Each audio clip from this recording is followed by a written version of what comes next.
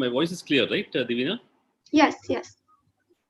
Thanks, and welcome to each of you on this wonderful program of Say Cheese, which is the Angels program. And I the just next wanted to inform everyone, sorry Deepak for the interjection. We'll be going live with your session for others also to benefit from this session. So just wanted to mention so that everybody is aware of it. So yeah, that's all, Deepak. Yeah. Awesome. Thank you, Rajpreet. And so welcoming each of you for this short and sweet session on Ikigai. I'll try to make the best of it. Normally my sessions are longer. And in 30 minutes, I just thought we'll have a quick check on what Ikigai is all about so that you get some sort of a initial introduction. So before we start off, I just wanted to check with you, and you can either talk or you can put in the chat box. What are your expectations in the next 30 minutes or so?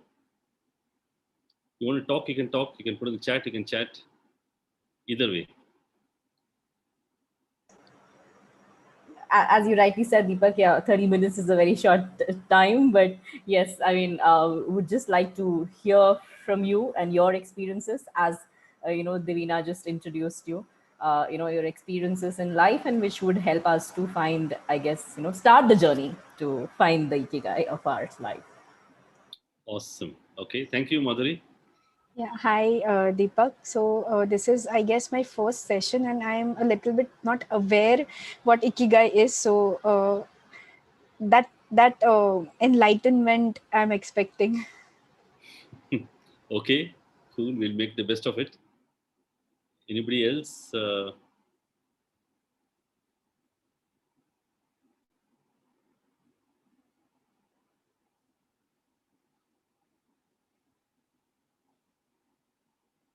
Okay, so I'm seeing one chat. To fund the purpose of life. And then it's corrected to find the purpose of life. Okay.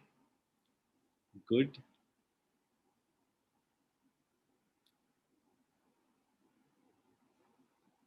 Okay, now we're getting more chats. I look forward to knowing more about Ikigai. Some clarity. Okay.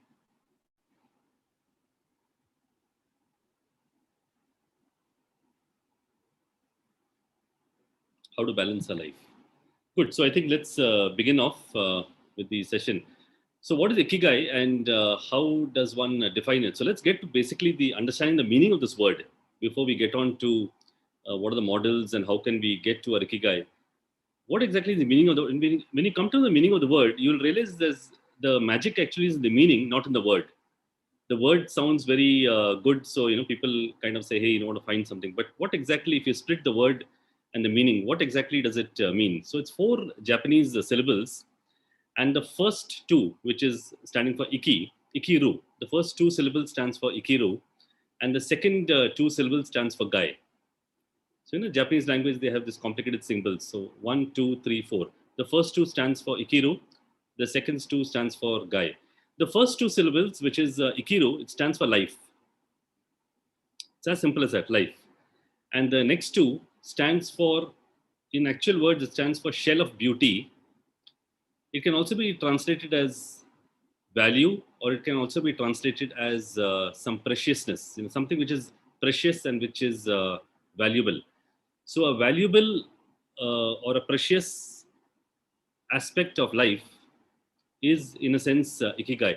And it's not very uncommon. You also have various other words which pertain to, for example, Hataragai.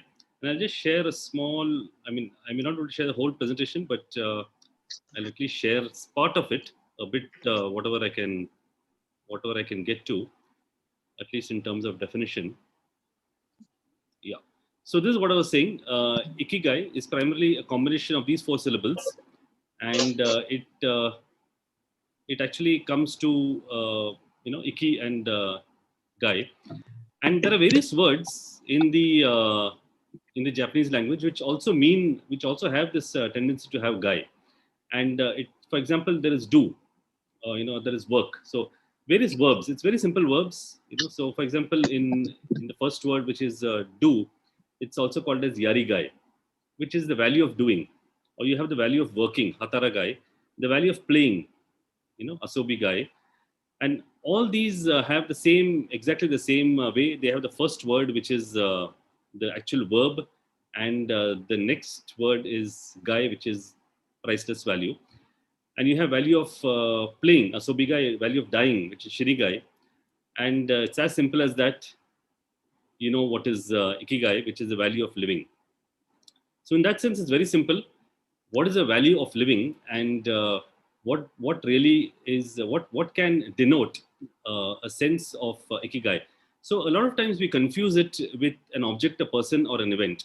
So ikigai primarily starts off by being connected to a particular event, or particular way of life, or particular sense of being, or an object. So that's ikigai.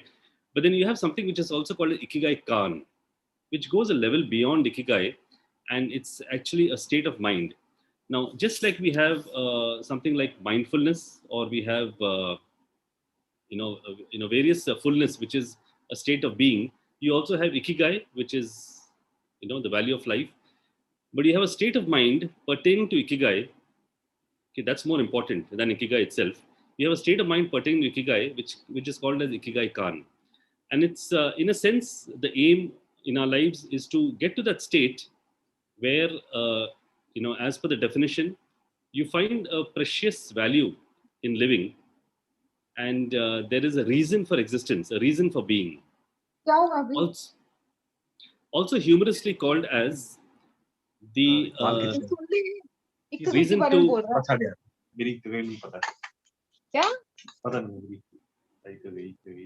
Oh my God. just a mute. Yeah. So the reason for being, and also humorously called as the reason to jump out of bed every morning. So ikigai is also very loosely translated, very humorously mentioned as what is the reason one jumps out of bed every morning. And hence we have the opposite of ikigai. If there is a word, there is no word actually, and I'm not putting the presentation. An anti-ikigai. If there is a word called, because sometimes you understand the word by seeing the opposite. So let's try to understand what can the opposite be. The reason for not being, the reason not to jump out of bed every morning, uh, the reason for not existing. Okay? I'm just putting the exact opposite of ikigai and anti-ikigai. There's no word to it. But if you see these three phenomenon, the reason not to jump out of bed. Now, if you notice people in depression, stress, anxiety, frustration, they go through these syndromes of not feeling like getting out of bed, not having a purpose to live, or a reason for living, or a reason for existence. And hence we are going to the diametrically opposite area of trying to find a reason or a purpose, or a way of living, such that we can live a healthy and happy life. Now ikigai is connected couple of things. It's connected with happiness, which is also one of the prime movers, or the prime givers of seichis, which also connects me to seichis in the large sense. So ikigai is closely connected to happiness. It's also closely connected to long life. So healthy, happy, and a long life. So both of these are very closely intertwined, and this makes the whole thing, pretty strong, pretty impressive. Because when you're leading a healthy, happy, and a long life, it kind of gives a altitude, or kind of gives a sort of a direction to which way you can go. So there's no retirement. So one of the first secrets in ikigai is that there is no retirement as you go through your once you reach your state of ikigai. So let's try to get straight to the matter of what an ikigai is all about. And I'm just going to go to one model. I'm going to try to explain this to you a little bit, and then we'll try to see how to get to this model. So this is a very popular model. Not everybody knows what to do with it though. So where do we start, and what do we do with this particular model? So that's the key thing we need to take, we need to take into consideration, that there are 4 circles, and there are things that you love to do, okay, and there are things that you're good at. So what you love to do is things that you're truly passionate about, what you can volunteer for, your what you truly love to do. But it's a combination of what you love and what you're good at, which makes it a passion. So I love dancing, but I'm not good at dancing. So that it just remains something that I love. Okay. So a combination of, so somebody loves singing, but they're also good at singing. So that makes it a passion. So a combination of what you love and what you're good at makes it a central point, which is also called as passion. But that's not enough. A lot of times we stop at this particular point, of finding what we truly love and what you're good at. What we need to do is, and I'm going to spend some time here, we need to connect it to the world. How can I heal and serve the world around me? And that's the horizontal direction is what makes it a little more interesting, a little more difficult, because when you're only stuck with the passion, it doesn't make any sense. You need to connect your passion to the world, to the external world. You need to heal and serve the world around you. So that's what it means by what the world needs. And finally, it goes down to what you can pay for. And the payment need not be just in forms of money. It can also rewards. It can also be in terms of appreciation, gratitude, knowledge, various other things which go on with, including money. A combination of what you love, what you're good at, what the world needs, and what you can pay for comes to a central point, which is also called as ikigai, the reason for being, the reason to jump out of bed every morning. And it's a combination of this passion, mission, profession, vocation, which makes the whole thing extremely full and holistic in place. Once one reaches a ikigai, there is no concept of retirement. As I mentioned, once you reach your ikigai, there is no thought of getting to retire. Now, ikigai actually was made famous with this particular book called Good to Great by Jim Collins. He had written this book way back in 2001. And here he had this particular story. It was a story of a fox and a hedgehog. The wily fox and the innocent hedgehog. Hedgehog can also mean, porcupine.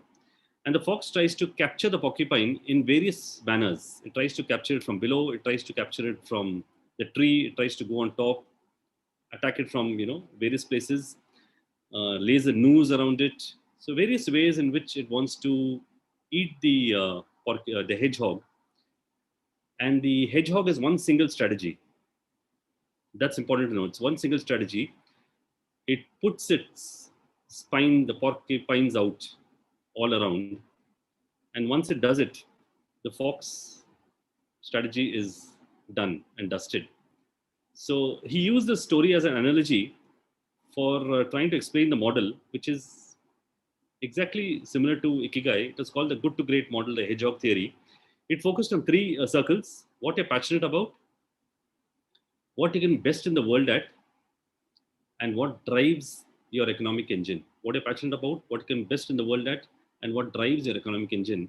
Exactly similar to the previous model. And he called the central point the hedgehog theory. That was the central point, the hedgehog theory. There's a third model given by a lady called Amanda Kudo. She's from Japan. And this has a spiritual touch to it. It starts off exactly the same. What I love to do. This first circle is exactly the same, but then it moves on to where I excel, which is almost similar. So where I excel, what I love, and where I excel, and then we have the third circle, which is how do I see the world. So it's slightly different. It's a twist. They're twisted a little bit, but it's beautiful. This particular theory. How do I see the world around me when I connect it to what I love and what I excel? And finally is where can I make a difference? So this is the four circles, and if you see, again, the intersection of what I love and where I excel is passions. You have values, you have possibilities, because how I see the world and where I can make a difference, and finally you have gifts. The central point of all this, exactly the same. It's called as ikigai, the reason for being. So you have few more models. I'll just stick to a couple of these 2 or 3 models and try to make the best of it. So let's try to understand how can one reach one's ikigai. Extremely difficult to do it in such a short time, but what I'll do is I'll just lay out a model for you. Okay, and it's a very simple model, but when you get to it, you'll get to know, because it's very simple. For now, we understood what ikigai is. We understood from a core ikigai perspective. We also understood from Jim Collins. We also understood from Amanda Kudo. Some sort of a sense we made of what is ikigai. Now, how do we reach to our ikigai? Now, ikigai, remember, is built on strengths, and it's not built on weaknesses. So that's key to understand. So if we are 17 people in the room, we have 17 unique strengths on us. And that's very important to understand, because a lot of times we emulate people and we have, targets, I want to become like this person or that person, etc. So the first thing we need to realize is try to understand what are our strengths, unique strengths. And the strengths that each of us have, as I said, is unique, different, and it can differentiate yourself from the rest of the pack. However young, inexperienced, or how old and experienced you are, it doesn't make a difference. This theory is exactly equal to everybody. So the strengths that a Divina has or Hasiba has, I don't have. I'm just giving example. So it's important to realize this. This is the first step in trying to get to your ikigai. Is you need to realize it's based on your strengths, not on weaknesses. We'll come to weaknesses later. It's based on strengths. So once you identify your strengths, your superpowers, and how do you identify your superpowers or your strengths? There are a series of tests, introspective tests you need to go through to try to understand what exactly are you good at. What are the things that you're good at? What are your strengths? What is your personality traits? In what has been upbringing from your childhood till today? What are the adversities that you have gone through? I'm just throwing up some questions. Each of them can go in deep dive. The environment that you have brought in is your strength. The adversity that you went through is your strength. So I'm repeating this, because a lot of times people mistake it as weakness. But adversities that each of us have gone through in lives are actually a strength. The reason it is your strength is because it is you who have gone through it. So you have built up some qualities basis those adversities. To give a simple example, till 2015 or 16, had you told, hey, this person's house went under floods, that person's house went under floods, I would say, yeah, it's difficult. I understand. I would have said, it's a pretty difficult thing. Now, in 2016, I was in Chennai, and my house went under 6 feet of flood. Okay, lost everything. TV, fridge, everything gone, in overnight. The house went down literally. I mean, house remained, but everything else went down. And then, of course, we recovered, and it took a long time to recover. But now, okay, and again, after 2 years later, I was in Kerala, and the floods hit Kerala too. But this time, I was the most calmest of all, because I had already gone through it before.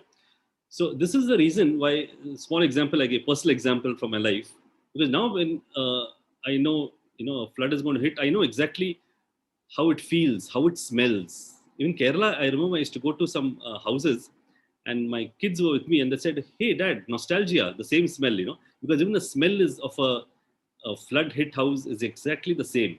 How it feels, what are the things that you look for, what are the documents that you miss, what are the losses that you can reduce, all those things. Each of you, maybe, you can go back into your lives in the last 20, 30, 40 years or whatever. Look at all the adversities and build it up as your strengths. Just a small hint. I know I went a little deep into it, but each of the stories that you have around you, you can build it up as your core strength.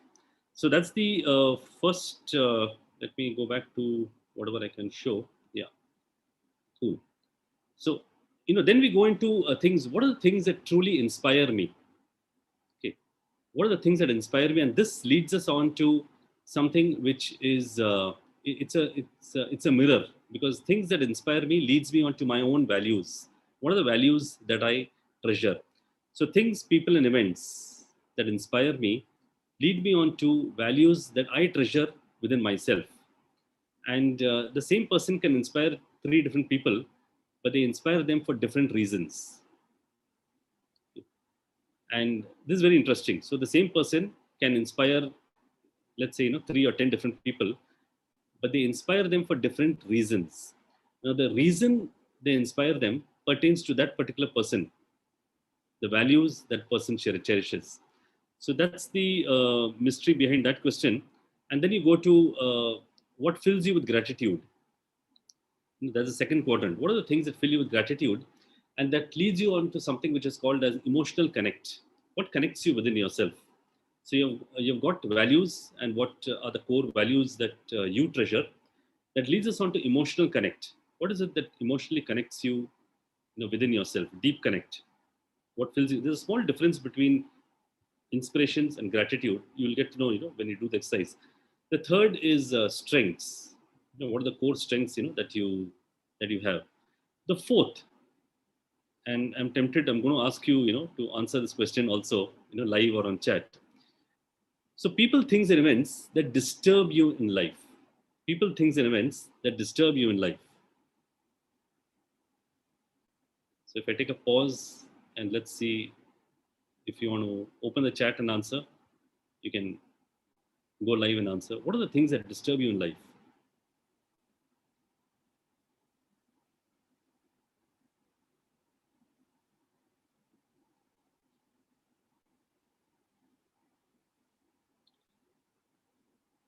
Okay, I'm already seeing answers. Animal cruelty, conflict, child hunger, dissonance, shootings, unethical practices, deaths, when people can't understand you. I think if things doesn't happen the way you expect. Got it, Akhila. Yes. Expectations versus reality. Perfect. Fear of reoccurrence of a tragic event, negative behavior, deaths. Yeah. Oh, multiple people writing deaths. Yeah, I think we're seeing a lot of it now. Okay. Negativity, inequality,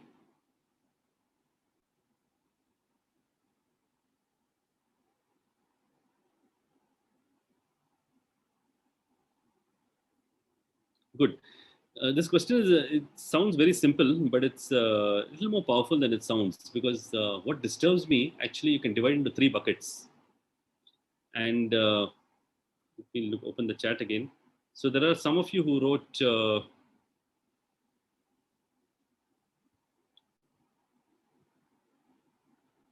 okay, negativity, negative behavior of other people, deaths happening around us.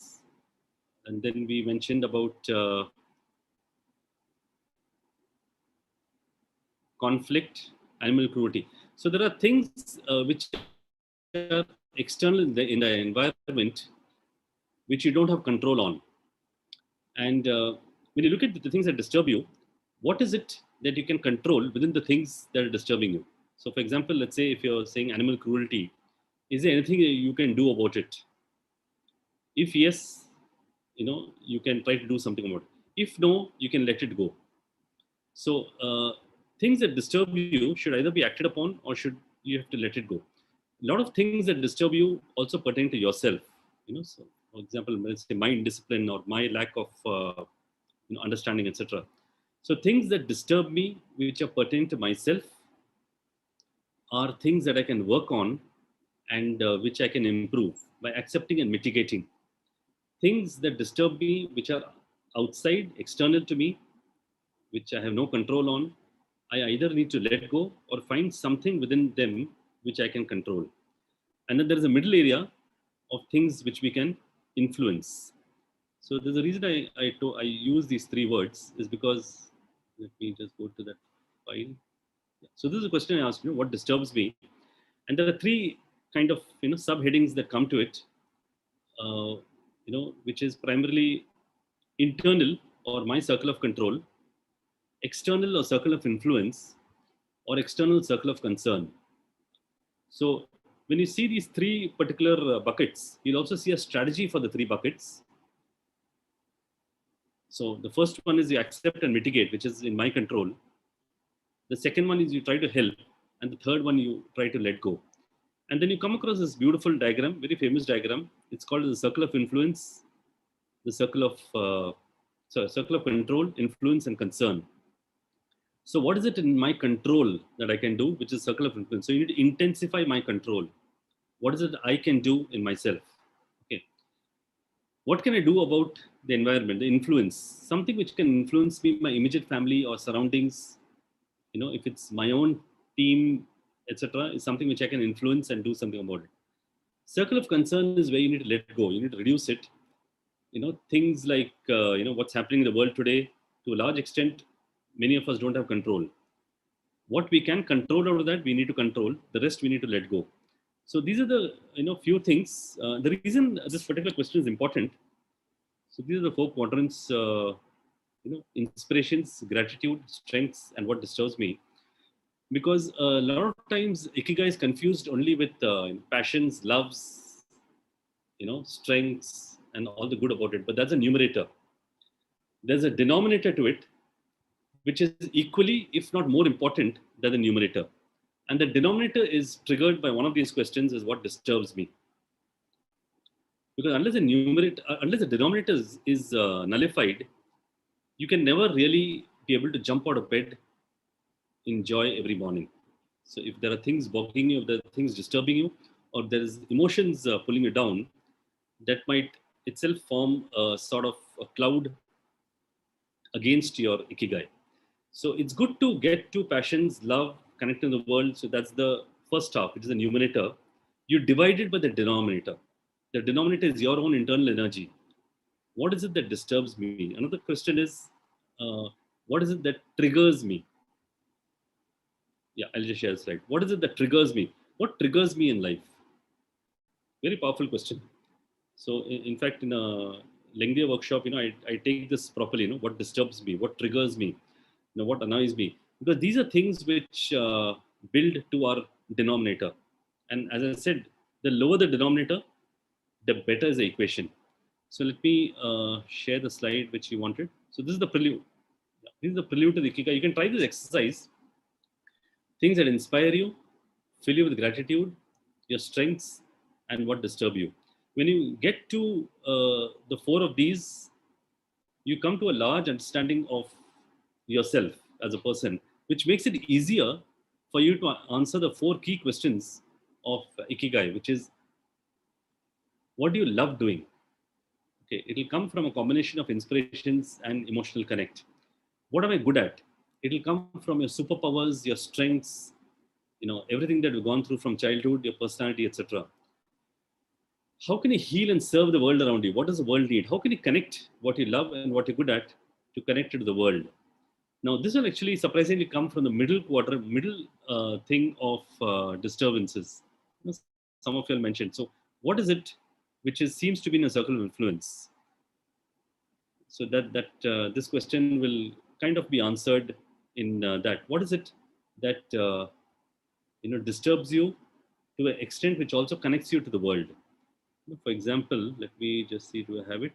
Yeah, it's just some of the choices, of heal the world, as I've called it. Is it environment or poverty or income? And these are just a very short list. You can have a very long list of things which touch you deeply. So these are factors in life which connect to the world, which also touch you deeply, and which also answer this particular question of what does the world need. And finally is what can you be paid for? And when you see this particular sequence of what I love doing, what I'm good at, what the world needs, and what I can get paid for, you come to a central point, which is also called as Ikigai, the reason for being, the reason to jump out of bed every morning. So I'm just going to take a pause here. I'm going to take up any queries that any of you have. I'm just a little conscious of time by default. Not that I was like this always, but so I just wanted to ensure the last 5 or 8 minutes, 10 minutes, we can just spend any questions anybody has, and we can go in that direction. It's a very vast subject. And if there's any questions, any specific things, I can take it up. You can even unmute and ask.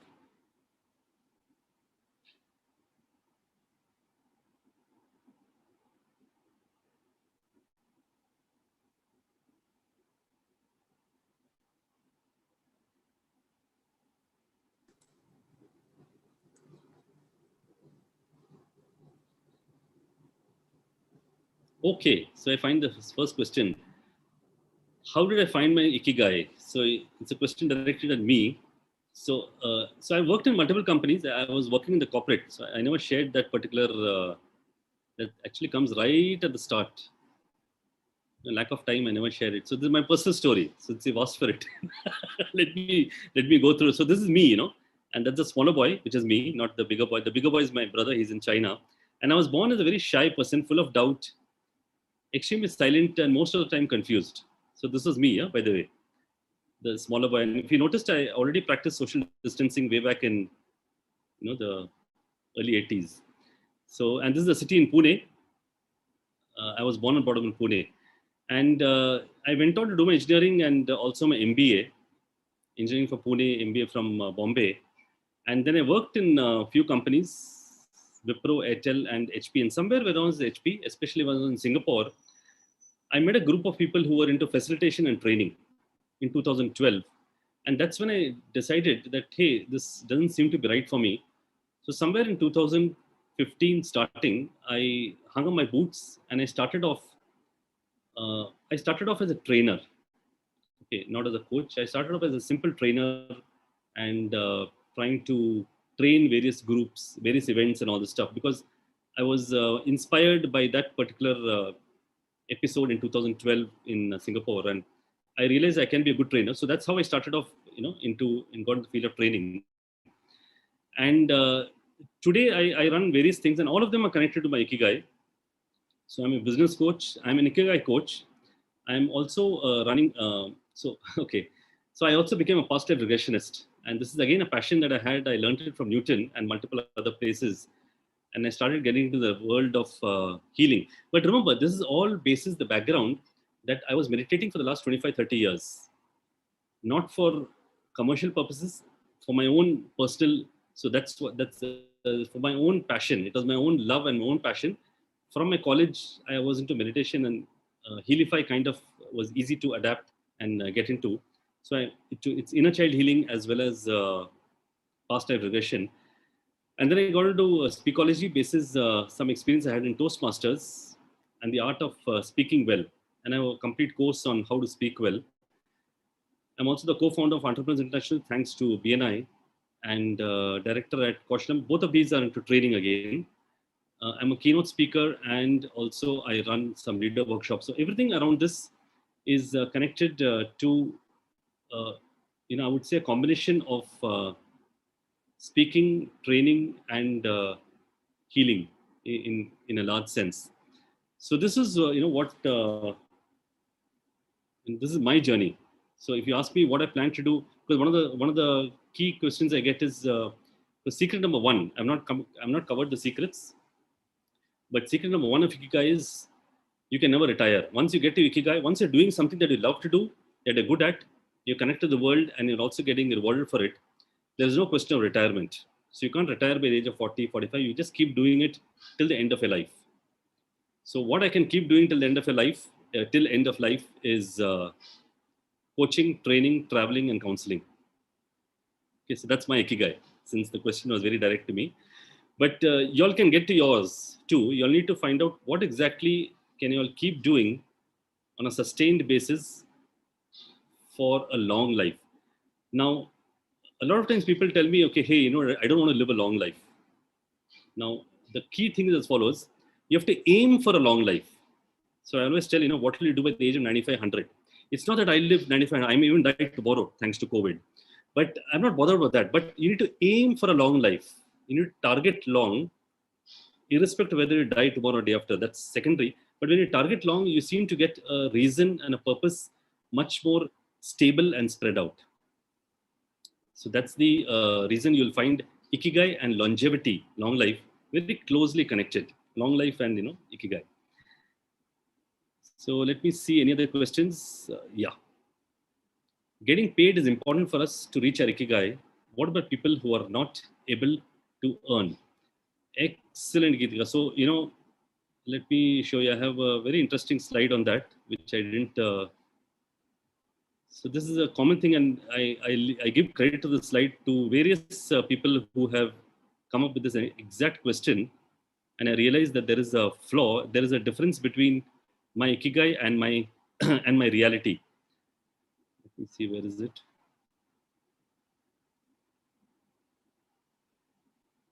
Yeah, this is it.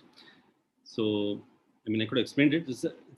I call it as a normal final twist. It's the answer to the question. There can be a difference between Ikigai and reality because you might find getting to Ikigai is quite easy. Okay, but your reality can be hounded. It can be different, primarily because of liabilities that a person has. See, for example, I realized what I had to do in 2012, but it took me 3 years to leave my job. So it can be difficult to shorten your reality because of liabilities. It could be because of fear, the fear of failure. Who knows? Whether we'll succeed or not. It can also be because of risk, the risk of putting assets, etc. It can also be because of some particular impatience. And Ikigai can take time. It need not fructify the next day. It can take a lot of time, and these are very valid reasons, and they've all come from audiences wherever I have conducted India abroad. And what is the answer? How does one accept, and continue? So primarily the answer I've come up is, if there is such a situation, please accept and continue, as a profession or vocation. But please keep Ikigai on the back burner. In Hindi, they call it dhimi aach. Dhimi aach in the back burner, in the slow burner behind you. Just keep your Ikigai burning behind. And at one point, you need to try to minimize this gap. At one point, you need to minimize the gap between Ikigai and reality. So that's the key thing. And if you want, I can run. I mean, the story is based on this particular principle of this person called Harlan Sanders, born in 1890, fireman in 1906, railway labor at 1910, age 20, selling insurance at 1916, age 26, ran a ferry boat in 1920. That's after the World War. So he lost a lot of things in the World War I, and became a lawyer in 1932. In 1939, he developed a secret recipe. So imagine, 1939, he developed a secret recipe when he was working in a motel, and he kept telling people he's got a secret recipe. And they said, "Great, you've got it. Just keep it to yourself and keep working. You need your money, right?" So he went on working from 49 and became a manager in 42. He still had the secret recipe. And finally, at the age of 62, he established KFC. So you can see the difference. He got the secret recipe in 1939, but he established KFC in 1952. And so that's the short answer to that question. Getting paid is important, and it takes time to reach your Ikigai. How much time does it require to find your Ikigai, and how to do it? Can you help? Or it's just one's enlightenment only? So there are structured ways in which we can do it. I have a course, if you ask me. It's on deepakverma.in, and Seichis has a beautiful assessment model on Ikigai. It's the Ikigai assessment model. We also have coaches at Seichis which can help you and find it. Try to do a combination of all of these, and see where it can take you. But it's finally it's your own introspection. If you ask me, let me be very honest. It's your own introspection and trying to get to in a structured manner as fast as possible.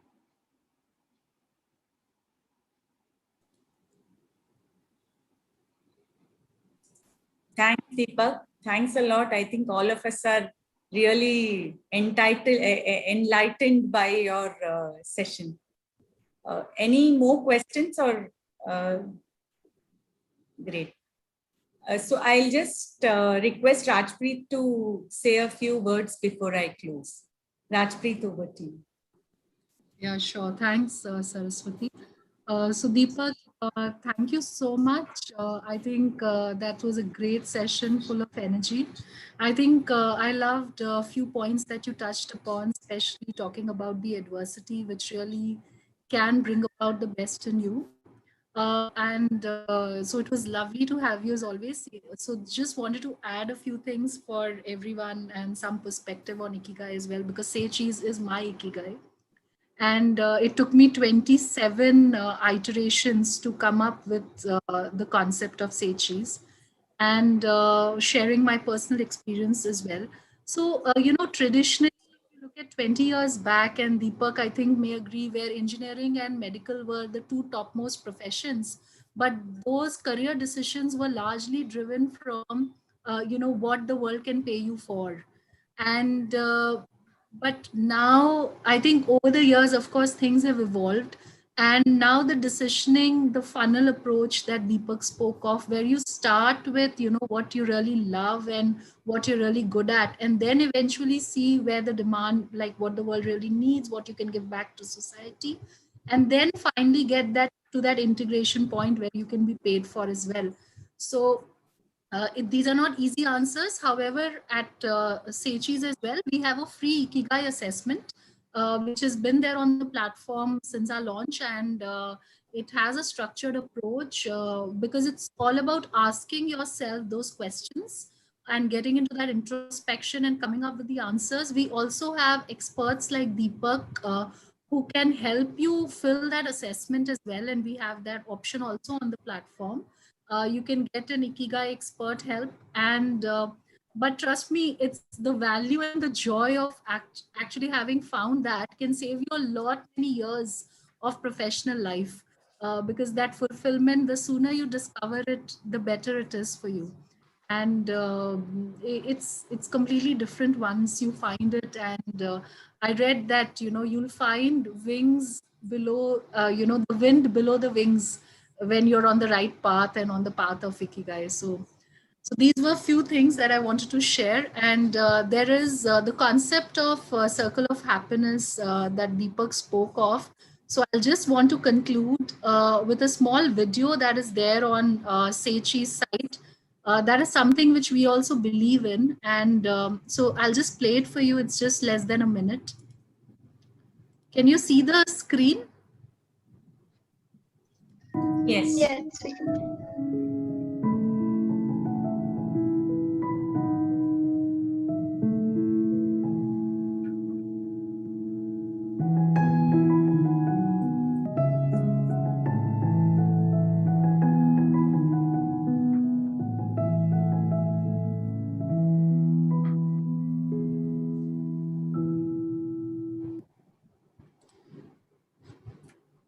So thanks everyone. Thank you, Deepak, once again. Thanks, Saras, Devina, Nabila, and thanks to each and every angel. And we really wish you youth success in your careers and in every sphere of your life. And we will be working with you on this program. And do get in touch with your buddies and who have been assigned to you. We are 36 women on this cohort. And I'm sure that in the next cohort, we'll have each one of you and even further participation. So thanks, Deepak, once again. Thank you, everyone. Thank you. Have a good weekend. Thank you for joining. Thank you, everyone. Thank you for joining. Bye. Thank you. Bye. Thank you. Thanks, everyone. Bye bye. Thank you so much. Thank you.